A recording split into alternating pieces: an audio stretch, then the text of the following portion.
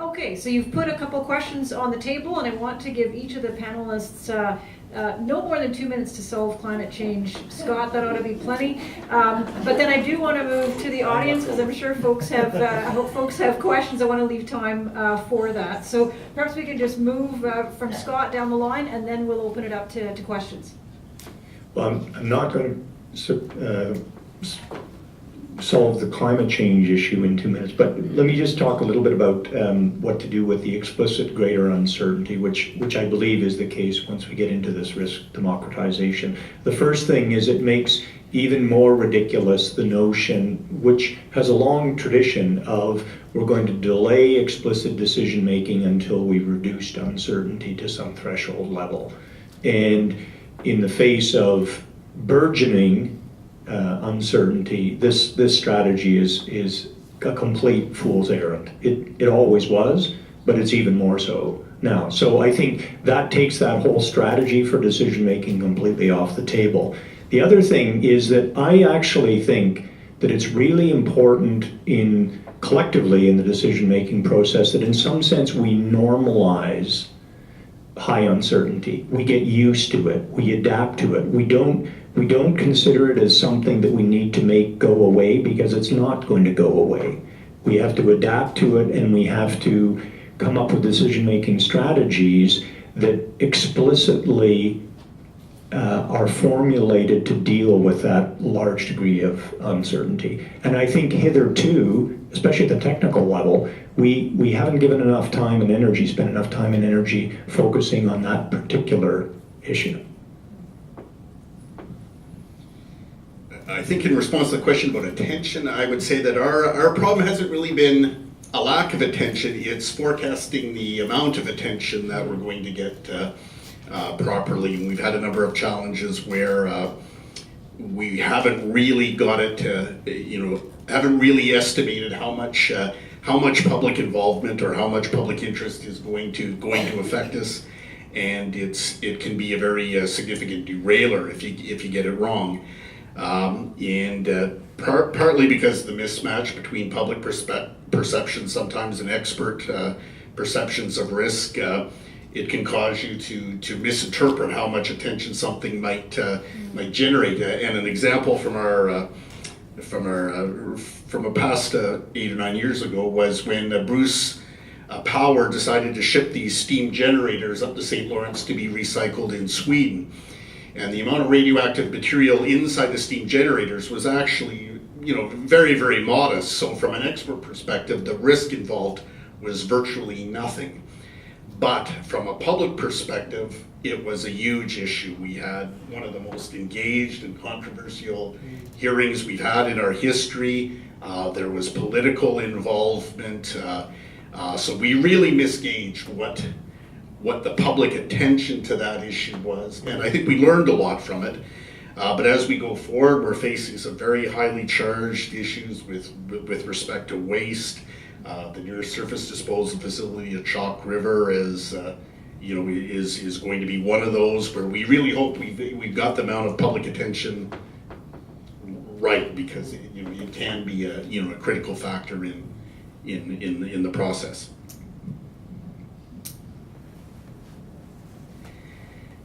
For your question on trust, I just want to, I'm sure everybody already knows this, but there's been so many psychological studies done about what kind of person the public trusts, and trust is highest with nurses, doctors, and there's like a real order, priests, there's an order of people, like community members, that people have high amounts of trust for.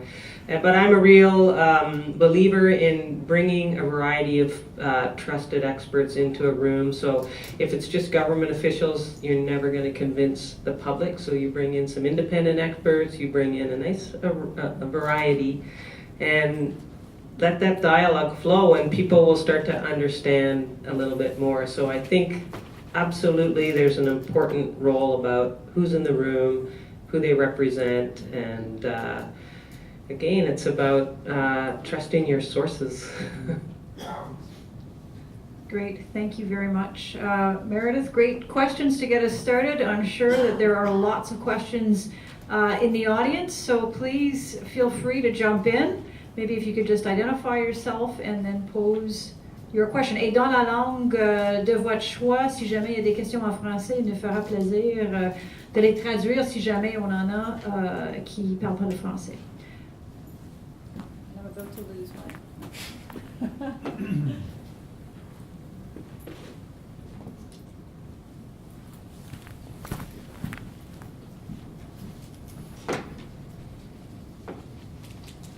Bo Frederick, I work for the Environment Commissioner.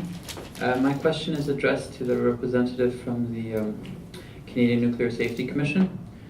We're wondering now, with all the risk that you have to manage, are there certain risks that, despite all the risk mitigation measures, i.e. the controls that you might have, that you still think that these are risks that you will not be able to manage in the long term, and specifically with respect to nuclear waste management? And my second question is almost the same, addressed to the NGO representative, given that you've also had experience with the file of nuclear waste management, especially in Chalk River. Again, what risks do you think that, despite all the public consultation, all the things that you can do as an NGO, that they're still going to be out there and that we have to live with? Thank you.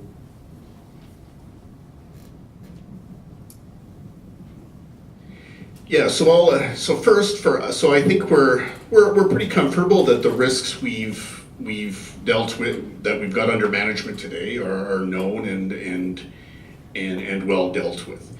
But on the question, some of the larger questions around the future of waste management, particularly high level waste management, we've yet to test the safety cases to see that they're sound. Those are still some ways off. It will be the responsibility of the proponent to demonstrate the safety of those repositories.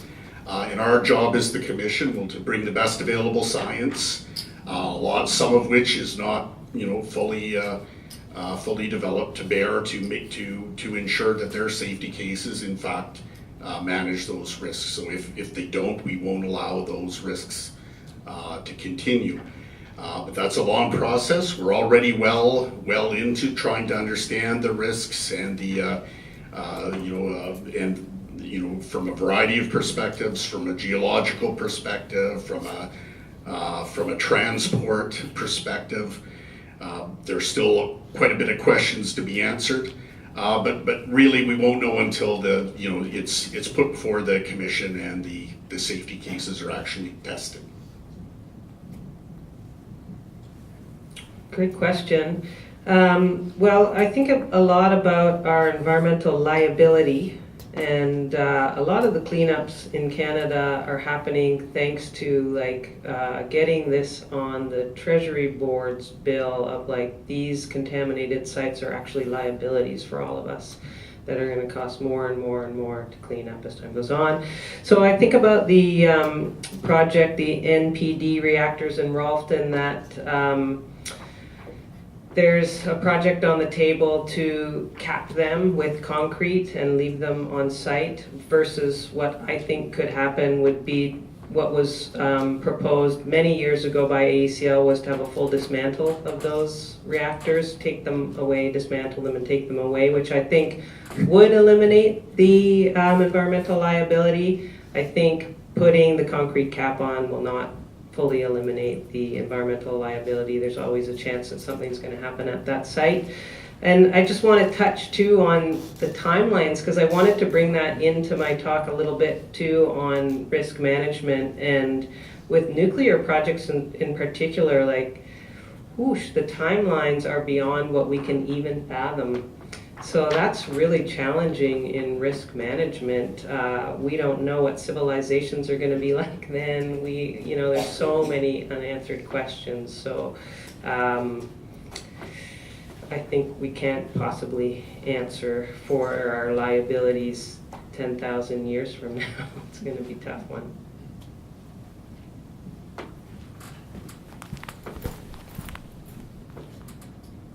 Thanks very much. Is it on? I'm Paul Huff, I'm retired, but I ex-CNSC. You've all mentioned communication and development of trust as important items, and I entirely agree with that. There are a couple of aspects that I wonder if you'd like to comment on. First, the fact, or at least what I believe is the fact, that most technically trained people, and I include myself in this, are not really good at communicating in a way that non-technical people can understand. With some exceptions, obviously, but that's not something that technically people are used to doing and doing well. Perhaps more importantly, though, I'd like the topic of the influence of media hasn't been mentioned here. And I wonder that in a project, for instance, that is under review, under being assessed or studied, engaging a number of inputs is great. If you've got 50 inputs or 50 organizations and people bringing information and ideas to the table, great. If 3 of those, for instance, happen to be really out there and off the walls, bringing in stuff that really doesn't make much sense, the media often picks up on those and not the other 47, which have really been making a lot of sound comments and recommendations. How do you deal with that?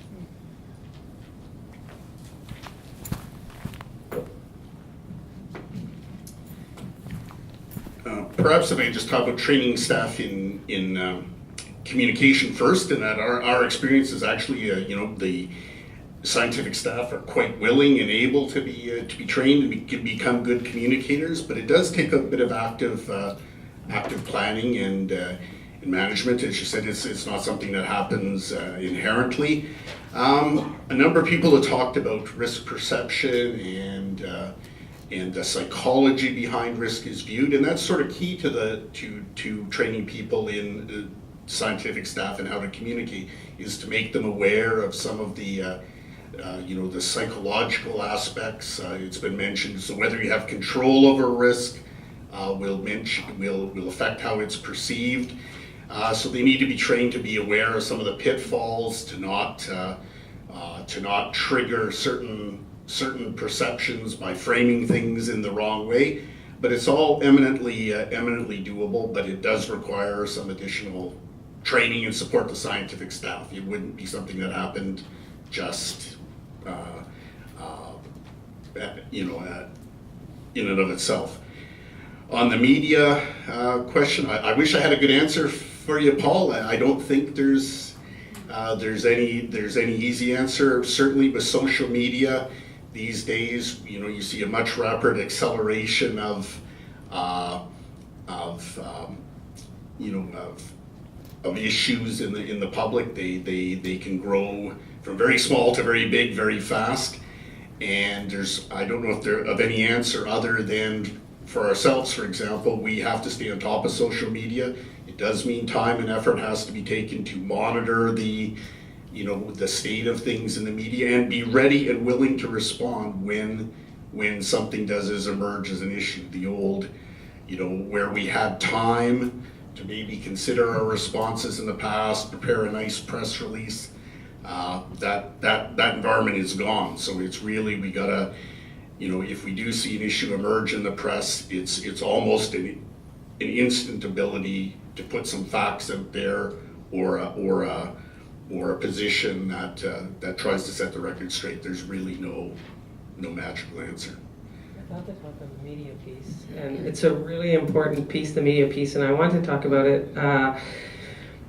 It's interesting what the media will pick up on, and they'll fish until they get somebody to give them a bunch of different points. Like if you think about the flooding piece, just for example, they go and everybody's like, everybody they talk to, nobody's going to say there's been mismanagement. And then they find somebody who does, and then splash them all over the media, right? With no expertise, and people are hanging off every word. So that's kind of interesting. But it's also interesting, I don't know if you followed the recent news, that the Guardian has decided they're no longer going to use the words climate change. And this is almost kind of the opposite effect, that they realize that they've been kind of perpetuating this notion that, it's something that it's happening slowly over time. And so they're going to start using climate crisis instead of climate change, to give people that sense of urgency, and so they could have quite an impact on how people are perceiving the issue. So the media has a huge role to play in all of this, and I think a little bit also what happens with the media is they always want to try to have their different viewpoints, and so if they can get somebody on their speed dial that they know they can get a good interview from, who has, is good expertise, then they'll keep returning to them over and over again. So that's one way you can try to get the right people in front of them. But it's interesting how they can go from recognizing their role in, how people perceive climate change, but then on other issues, they'll always try to find that one piece that's going to create a little bit of a stir with people. I don't know how you solve that.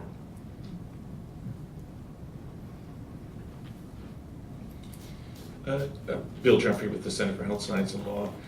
I was struck that, although it may have been implicit in your presentations, no one really discussed at length quantification of risk.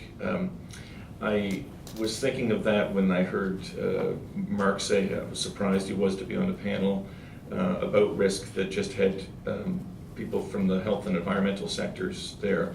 Well, environmental and health problems kill maybe 10,000 times as many, or maybe 100,000 times as many as terrorist attacks in Canada. So I assume that it's more of the day-to-day business of these other people. But all of the presentations were, I think, also based on this assumption that risk assessments will be automatically triggered, which is often the case in areas that are governed by the Environmental Assessment Act, or Environmental Protection Act. That's not true. We don't have a health impact assessment in Canada. They do in other countries. But I just wonder if the panel has thoughts on that. The federal cabinet has had a policy of the precautionary principle they adopted about 15 years ago, but it's only applied when it's convenient for the government, and that means very rarely they do apply it. And then just lastly, a very specific thing for Keith. When I was articling, I think there were only 2 administrative tribunals in the country that had intervenor cost awards, CRTC and the Ontario Energy Board. Maybe your organization had them back then and we weren't aware of it, but there's a moral hazard in the regulator doling out funds to essentially public interest advocates, and that there's an incentive there for giving money to groups that you think are going to agree with you. And so how do you deal with that? So perhaps if I could address the last question first, that's a very good question. The way we've tended to deal with it is that we have an independent review panel. So people who are interested in participating in our hearings and being funded to be involved in risk deliberations have to make an application, and that application is given to an independent panel, even from us. So it's reviewed by a group of experts who aren't necessarily who aren't our employees, for example, and their assessment is used to help decide what amounts and whom gets funded. So there is some mechanism needed to guard against exactly that hazard that you claimed. It's by no means easy, but we so far seem to successfully to navigate. We've never been challenged on who we funded or the amounts we funded. Does that basically answer the question? Yeah. Perhaps I might just make a couple of clarifications. First of all, under the new Impact Assessment Act that's sitting before Senate, the impacts are to be assessed are contributions to sustainability, and one important and explicit element of that is health impacts. So we do have now a piece of federal legislation that will require project proponents to undertake, where appropriate, impacts of the project on health endpoints. And secondly, I would point out that We do have a number of pieces of federal legislation where there's a statutory obligation to make decisions using the precautionary approach, one being the Canadian Environmental Protection Act, Section 63, I believe, requires the decisions to be made under the Act using a precautionary approach. Now, having been intimately involved in decisions about chemicals under CEPA, I can tell you that the issue is not whether a precautionary approach is used, although in other cases that is, because it's whether the trigger is pulled. But under Section 63 of CEPA, it's how that's actually operationalized in decision making, and we can have an endless discussion about that, interesting discussion about that. But let me assure you that there are statutory obligations for decision making in federal law on using the precautionary approach. Any other?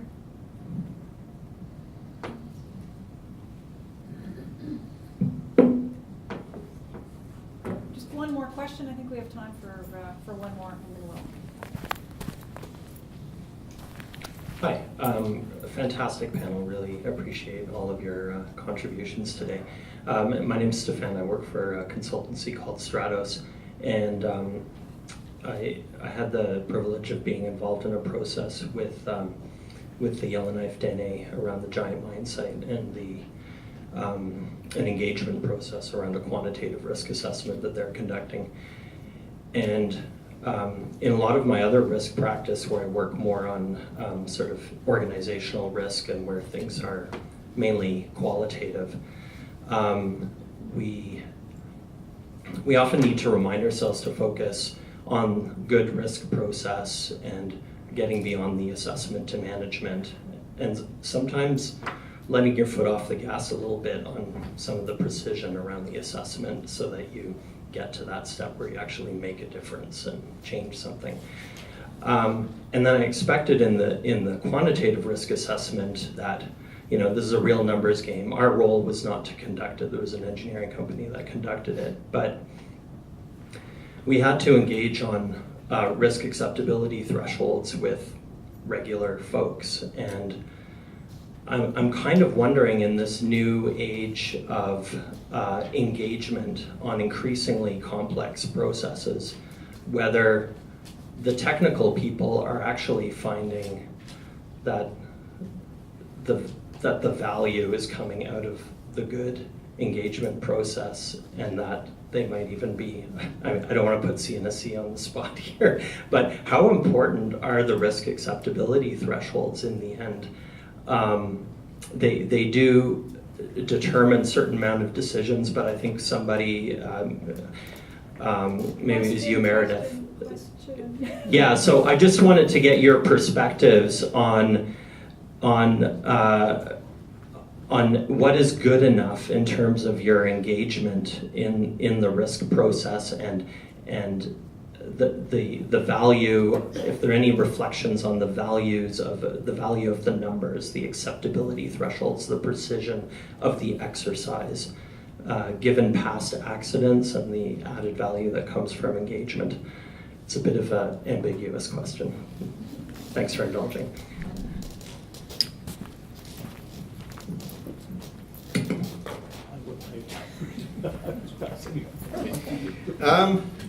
So I would say the quantified thresholds are very important, particularly for us. I'll give you an example of, we have reactor safety goals, which are both expressed both quantitatively and qualitatively as well. So so in the panel, in the commission's deliberations, they'll look at it from both a quantitative and a qualitative perspective. You know, as staff, we provide our best scientific advice on the degree to which both have been met, but ultimately it's to a judgment of the commissioner whether, as I mentioned, whether it's reasonable, and they're free to incorporate whatever other evidence they feel is appropriate into that deliberation. So it doesn't become a strictly numbers game. Whether viable competing technologies are out there, all kinds of other questions have to be taken into the consideration in their deliberation. So it's not strictly a numbers game. I just want to comment, I think the last two points, the last two questions were important to think about the bias we have in our regulatory system and how we approve projects, and the bias is also always around human health. So one example is triclosan is a substance that we use in all kinds of products in our homes. It goes down the drain. It's toxic in the aquatic environment, and when Health Canada looked at regulating it, they said, well, we acknowledge that it's toxic in the human environment, but it's not toxic for humans if you put it on your skin, so we're going to allow it to keep, it's not going to be put on the list. But I bring it up because this is a very important issue with respect to Indigenous peoples, where we think about, well, what is it going to mean for human health? What if there's a spill? What's it going to mean for our drinking water? Or can we swim in it? Or can we eat fish? Well, for Indigenous people, they want to know, like, what's going to happen to the moose, to the frogs, and not because they're eating them, because those are sentient beings that, are just as important as us. So there is, the precautionary approach, but the bias is always back towards, we're humans and we've developed a system, so it makes sense, but it does create a problem and a clash when it comes to working in Indigenous communities, because they have a very different way of thinking than we do. Quick word from Scott or Mark? Well, actually, the discussion reminded me that I had forgotten one of the important, if I can just remember it now. I can't remember it. Okay, forget it. It's not that important. Oh, actually, I remember it. Okay, well, I knew it would come to me if I thought about it enough. Okay, one of the implications of better public engagement, multiple knowledge communities, evidence sources, and all that stuff is elevated expectations about risk, about the risk decision that ultimately occurs at the end, and the conflict between the increasing delta between the level of expectation and what can realistically be delivered. And my personal experience is that tension is a really, really important one. And the consequence is that, well, the solution is to have people have realistic expectations despite the democratization and deliberative process and all the rest of it. Mark, any final No, thoughts from you? You're good, okay. Well, I see that there were more questions, which is a very good sign. We have some refreshments for people here, so if you'd like to carry on the conversation with our panelists or others, please feel free to do so. I do want to close up the session for now to be respectful of people's time. I wanted to begin by thanking all of our panelists. I think this was a terrific, really terrific discussion. Really get the juices flowing for not only folks in the room, but for the next 24 hours for the at-risk research team, because we're going to be continuing on tomorrow. Back here again at the university. I wanted to thank also all of our funding organizations, SHIRK, Genome Canada, the CNSC has provided some support to us, the Faculty of Social Sciences, and the Genetic Engineering and Society Center at North Carolina State University. And I also wanted to be sure as well to thank those who were invaluable in organizing this panel. A very special thank you to Patricia Larkin, who's our project coordinator and a postdoc with the ISSP, who did a lot of the intellectual groundwork to pull this together. Thanks also to Marissa Beck, our research director, for all of her efforts to organize the panel as well. And last but absolutely not least, to Raphael Desordi, our communications specialist who organizes everything, make sure there's a room and food and all of the stuff that would be very obvious if it hadn't been taken care of. So thank you so much to everybody. Please join me in a round of applause.